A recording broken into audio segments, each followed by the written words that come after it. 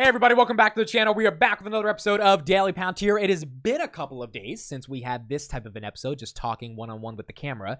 Last time I saw you guys was Q1 2024 Palantir earnings recap. I thought the earnings went very well, even if the stock didn't reflect that. The analysts also thought it went very well because they upgraded the stock. But it's been a couple of days since then. Yesterday, I did post a really special edition of Palantir Weekly with myself and Arnie, good friend of the channel, and the CTO of Palantir, Shyam Speaks, who was gracious enough to sit down with Arnie and I for 20 minutes and let us ask him some questions. And I actually liked, now that I've listened to the podcast like 15 times, that it was short and it was 20 minutes and it wasn't an hour-long podcast, because it forced Arnie and I to ask really concise and important questions. Because Shyam Speaks is, CTO of a $50 billion company. He's busy. He does not have all day to be sitting around doing podcasts. So we were so gracious that they even sat down with us and that he was able to answer our questions. We asked him about AIP, LLMs, boot camps, where he thinks the world is going in regards to the government business, FedStart. Shyam's been pioneering the FedStart movement in Palantir, so it's been really exciting to kind of see how he thinks philosophically around defense budgets, the DoD, and becoming the first software prime, which Palantir has basically become with the Titan contract and hopefully many more contracts in the future. And we're going to react to one final part of the interview at the end of this episode. There was one philosophical question that we really enjoyed asking him, which is, what does he want the world to know about Palantir that the world may not already know? And that helped me, even in a more profound way, think of the company. And so really happy for Shyam Speaks taking the time with us. Thank you, Shyam, if you're watching this, for spending time with Arnie and I at that expo. Second thing we're going to talk about today outside of the Shyam podcast is Ringier. Palantir does have a new deal with a Swiss media company. OG subscribers of the channel know that I covered this back in late 2021, early 2022, when Palantir kind of made this partnership a bit more formal. And this partnership has been lasting since 2018. They did a 5-year extension today. So we're going to dive into that partnership, what it's about, why it matters, and keep going from there. Thank you, everybody, for being here. Daily Palantir, we're back. Let's get into it. Okay, so first real quick thing we're going to do is just look at the stock. S&P 500, incredible day for the S&P. The reason for that is because the CPI report came in lower than expected. It came in line with expectations, 3.4. Market thought it would come at 3.4, but it wasn't hotter. Over the past 5 months, it's been hotter. CPI, for those that don't know, Consumer Price Index, a read of inflation in the United States. Palantir up about 1% on the day. It's good that CPI came in lower. Ultimately, that leads to the potential for more rate cuts. More rate cuts are going to be good for growth names like Palantir. So at this point, I do analyze the macro a lot. We do a market open every single day on the channel and market close. So I kind of force myself to understand the macro a lot deeper. But Palantir's earnings pretty much showed me that the macro is relatively irrelevant. I mean, as long as they keep executing, the stock will eventually catch up with this. But good day in the markets. Palantir up 1%, still below 22, and we will see where the stock goes as the company continues to execute. Okay, Ringier. So the partnership we got in today. Before I read the partnership, here's a 3-minute video Palantir posted in April of 2021 that I want to revisit for those that haven't seen this before.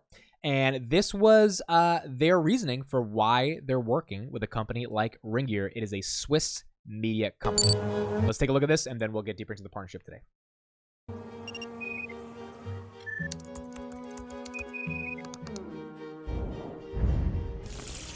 Ringier is a family-owned media company with a big tradition. 180 years old, based in Switzerland. We're doing about 130 media brands in 20 countries. Our commitment is to provide premium journalism to the citizen. We have shifted, of course, like all other media companies, from an offline newspapers and magazines into digital media. The challenge we have for any digital media company on this planet is always the same. How do we provide our users with the right content? Where is the perfect match? How can we offer better content to our users? And there, of course, data comes into play. When I started as editor-in-chief for Blick.ch 4 years ago, we had in our newsroom over 270 data reports. So there were really a lot of data, but nobody really looked at it. So we knew that something had to change. So together with Palantir, we were able to develop a newsroom tool where all data comes together. Our objectives were that it should be easy to use, accessible for all journalists, and that all data from all sources is accessible in one place. What happened was that all journalists really embraced data.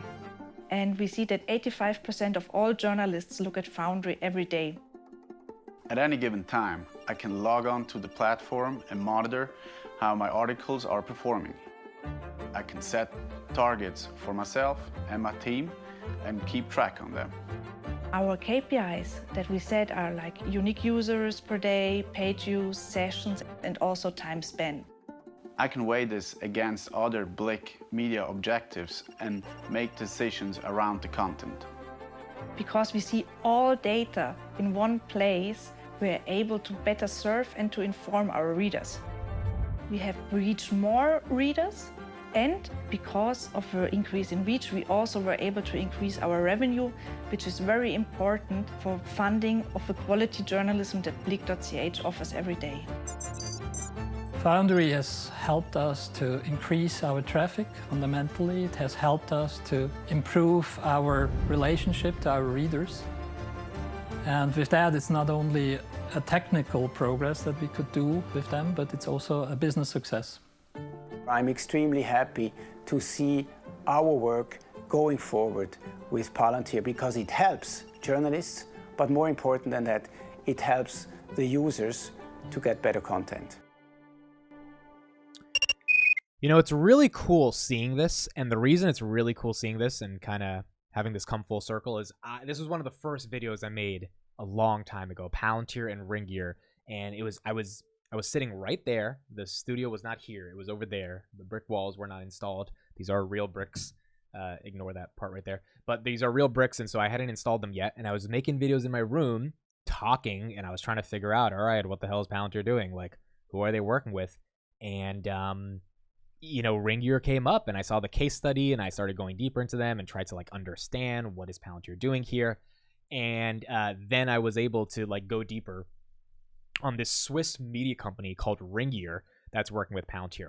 Now, what you saw in that video is basically how Palantir transformed their newsroom from a data analytics perspective, being able to optimize for page views, advertising, top-line growth in user engagement, and all of that, when you put it together, leads to more traffic, which is more revenue, which in order to have quality journalism and not just clickbait nonsense, you need to be able to have a well-funded media organization, which means you need to be able to generate revenue. And if Ringier is trying to do it in a way that is better than, you know, some of the gossip blogs of the world, then having a software like Palantir empower them to do that is really exciting. So they started this partnership in 2018. This video came out in 2021. And when I saw it back then, I was like, oh, wow, it's a really cool video, really interesting that Palantir is working in a different vertical outside of just healthcare, energy, supply chain, logistics, but rather media, you know, something I didn't think Palantir really focused on or optimized on.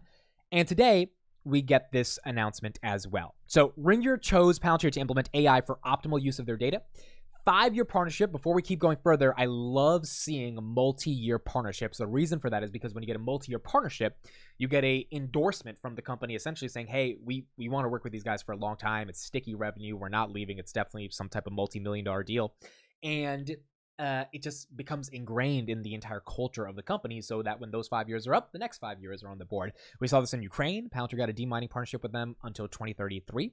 So more and more companies are saying, hey, we want to work with Palantir for the long term. Coles, Australia, 3-year partnership, and that gives Palantir the ability to upsell them even further. This Ringier partnership is an upsell because Palantir initially gave them Foundry, and now they have AIP. So either they went to a boot camp or they called them up and they said, hey, we've got something new for you. And Ringier said, you know what? We've had a great relationship. Let's look at what else you can offer us now. Palantir will provide Ringier with its AIP platform to drive AI strategy for the group's 3 strategic areas: media, marketplaces, and sports media internationally, and work with the latest and most responsible AI technology. AIP enables precise targeting and optimization of advertising strategies by analyzing reader trends and preferences. The platform's scalability allows for the rapid transition from prototype to fully operational AI-based applications, which is particularly beneficial in dynamic media environments. AIP also ensures compliance with the highest privacy standards, which is essential when handling sensitive information. By fostering collaboration across media and tech and data teams, AIP will enable Ringier to develop innovative AI-based solutions. Partnership, as you can see right here, began in 2018. 2021, it was extended. That's when the video came out to become a global media company. And now Ringier is working with AIP. Karp, CEO, Palantir, says the media industry will only continue to be transformed by the significant advances made in AI. We could not be more enthusiastic to extend our partnership with Ringier, whose ambitious and responsible implementation of software across its enterprise sets the company apart.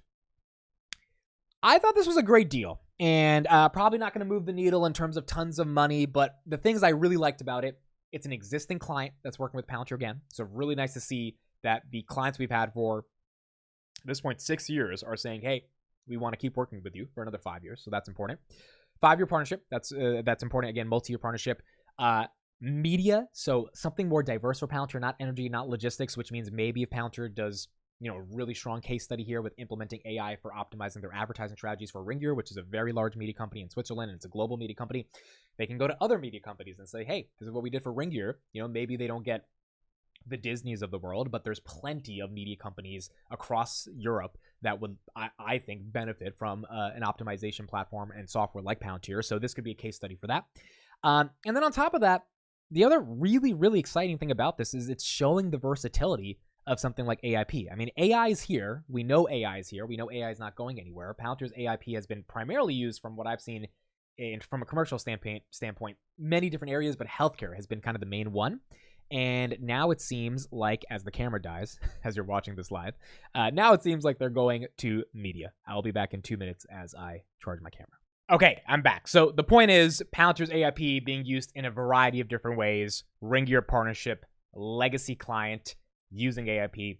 Seems pretty bullish for Palantir. All right, last thing I want to do is react to one of the clips from the podcast that we just did with Palantir CTO Shyam Speaks.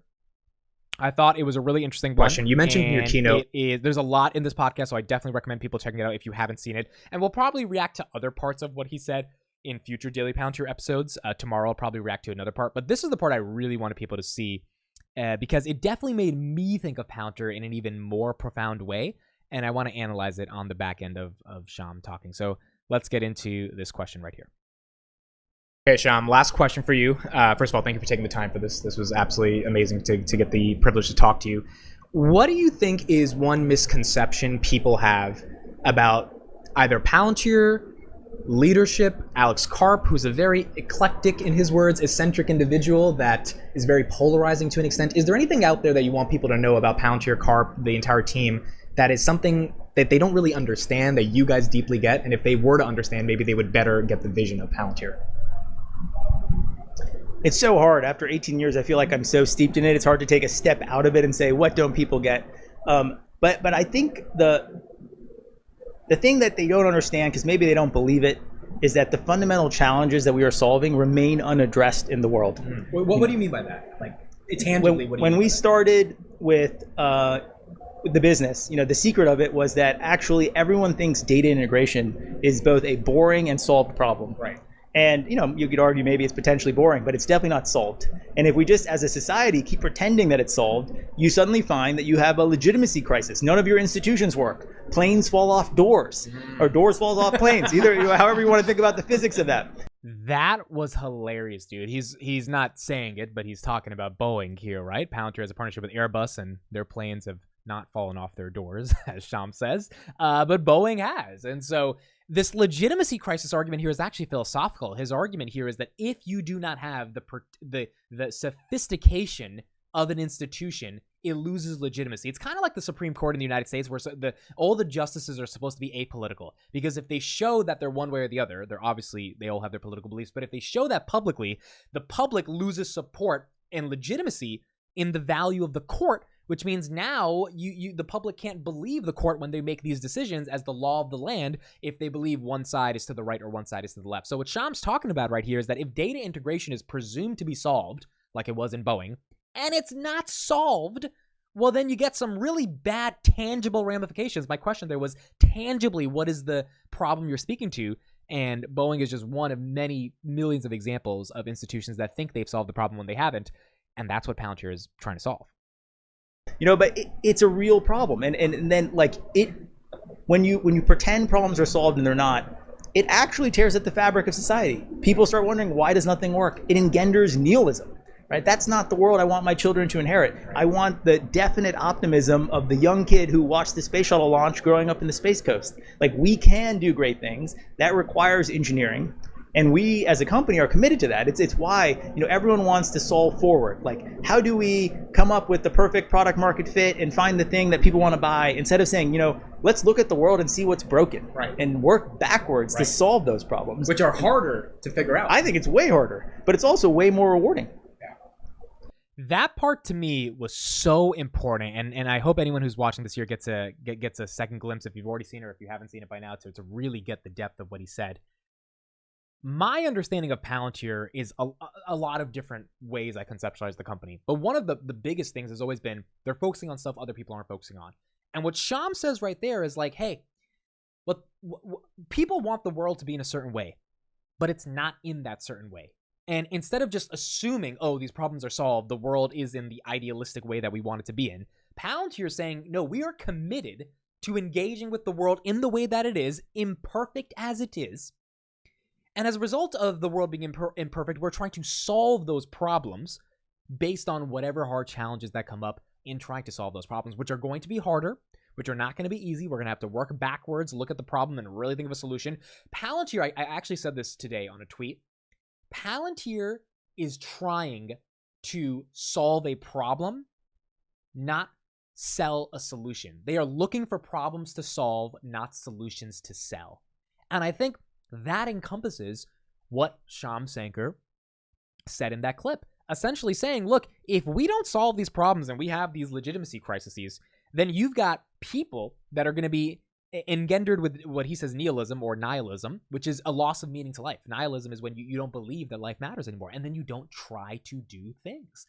And that's why he brings up the example that I want the kid to see a space shuttle launch and then believe that he can one day build the next spaceship. And so you need that optimism, and in order to have that optimism, you have to solve the hard parts, and in order to solve the hard parts, you have to actually care about those problems, which is the whole thesis of the boot camp strategy is, hey, we're not going to just show you a PowerPoint or a steak dinner. We are actually going to solve your problems in these 8 hours, and if you like it, then you pay us. If you don't like it, then we're sorry we wasted your time. But hopefully that time wasn't wasted, because that was one of the many sales sessions you will probably go through as a client, but it was the one sales session where you actually saw someone gave a shit about you.